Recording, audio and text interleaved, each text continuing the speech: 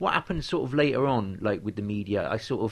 There was obviously the Guardian sort of came out and said they started to soften, didn't they? At the time, they were all like hang 'em up and everything like that. Yeah. But later on, like what were the Red Tops doing sort of 6 months down the line? Well, I think they were still running storage every now and then when a court case came up. But I mean, I think the key thing about when the reports came out was in October last year. What started to happen is first of all the police came out and said, well, it's not gangs. They were very clear about that. They said gangs are not behind this. And I can tell you, in the whole country, there was probably 400 gang members arrested, of which about 200 were probably charged. We're talking about 200 people out of tens of thousands. So. The whole thing fell apart on the gangs, so they dropped that. And you may have noticed that Cameron hasn't been mentioning his great gangs are from America. He's coming over to sort it all out and all this. Like, what happened to that? I mean, where's he now? That all disappeared because it was a load of rubbish, and they just made it up on the spot. And then the other thing that happened is that, of course, then you get the Guardian and other papers, doing their own sort of surveys, and they start saying things like, it does seem like there was quite a lot of criminals involved, but the problem is that it's only become recently obvious. I mean, nobody was saying it, which is that, the figures are really flawed. You're talking about a small sample of people. You can't, We got caught, innit? Yeah, basically we got caught, and the ones who were most likely to be caught were unmasked and known to the police. So, I mean, you've got a real problem in trying to understand what it was about if you don't actually know who was involved. Yeah. That's a good start, and find out who was actually involved. Was it, for example, kiddies pissed off about EMA grants being taken away? Was it people who'd been on demonstrations a year before, over EMA and lost and felt like that there was no future? Was it people who thought, kind of college students who thought, well, I'm never going to get to university now because it's 30 grand or whatever, was it, I imagine quite a lot of those kiddies were involved, and I reckon there was also a lot of other people involved as well who were older as well, especially up north. So it's hard to say at the moment who was actually involved. If you were involved, you kind of know, don't you? Yeah. But if you weren't involved, you kind of don't. The thing that wasn't really touched on at the time, and they haven't talked about a lot since, is Nottingham. Yeah, that was interesting. Do you want to... Well, I would say Nottingham was a bit of an exception, because if I was going to say there was one place where organised gang attacks took place, it was in Nottingham, and it were in 5 different police stations with petrol bombed in Nottingham, for example, if I think that's what you're alluding to. Yeah, over 4 of them were done on the same night, but it appears they weren't all done by the same gang, different areas, kind of. One gang attacked a petrol station. I say gang, and I use it very loosely. You've got to be careful. Do you mean gang or mob? I would say more like a gang. Yeah.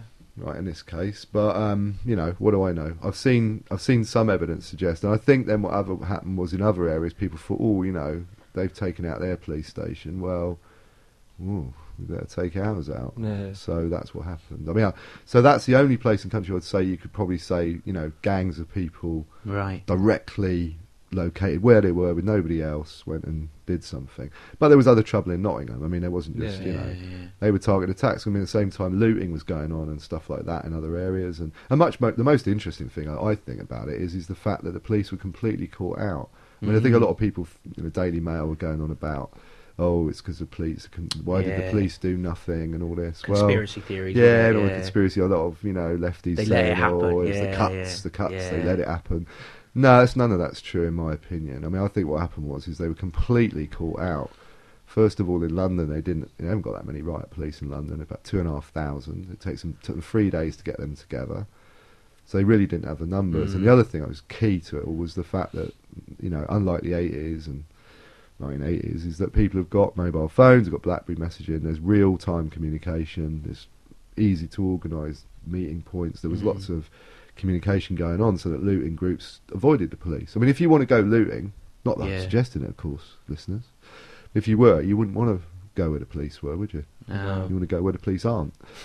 So that's why they were different. You can tell why Tottenham was different to say what was going on in the looting. Yeah, Tottenham had taken on the police, and other place avoided the police using, mobiles. I think that was a surprising thing for a lot of people, is because obviously, normally when people are dealing with the police and as a big group, like at football, when sort of things break out, or in a riot or a demo, you try and avoid the police. You play cat and mouse with the police, kind of thing.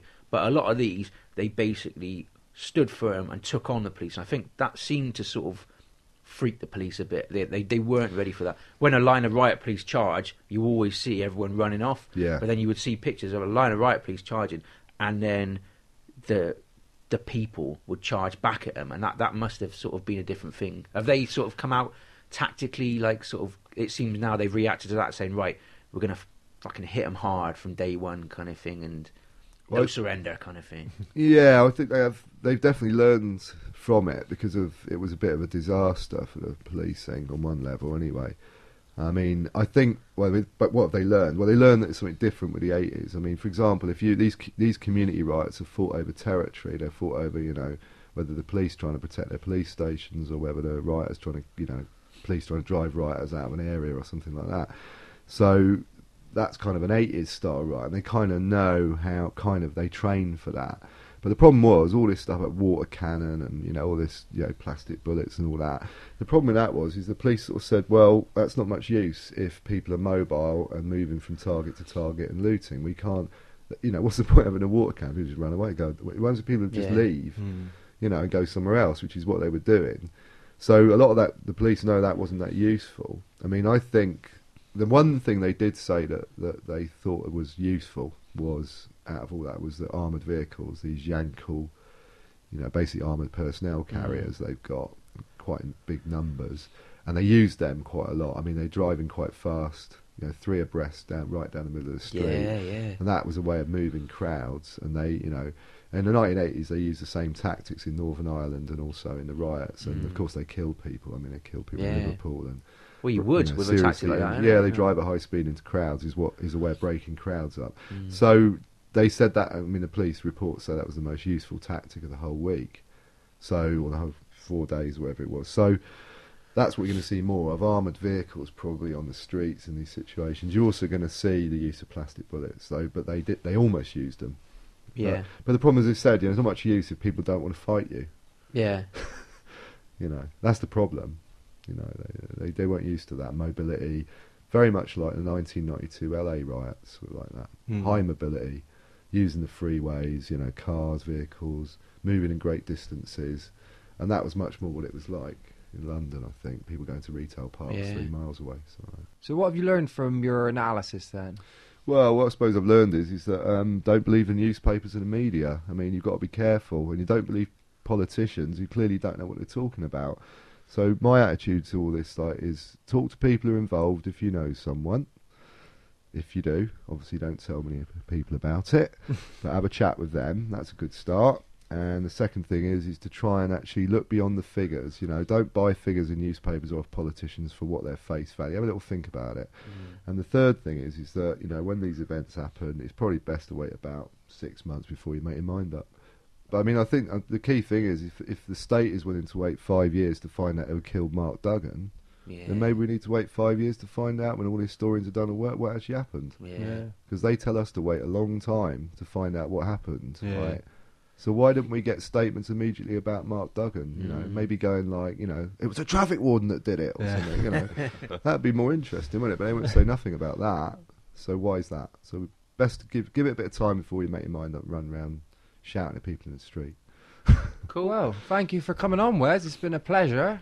You can find out more about Bristol local radical history at www.brh.org.uk, or search on Google Bristol Radical History. I've always wanted to come on your show. I'm so pleased now. Yeah, thank you. Well, thank you for coming on. All about making dreams come true. I know, and I'm privileged because I'm not a Bristolian. So, thank you very much for letting me on.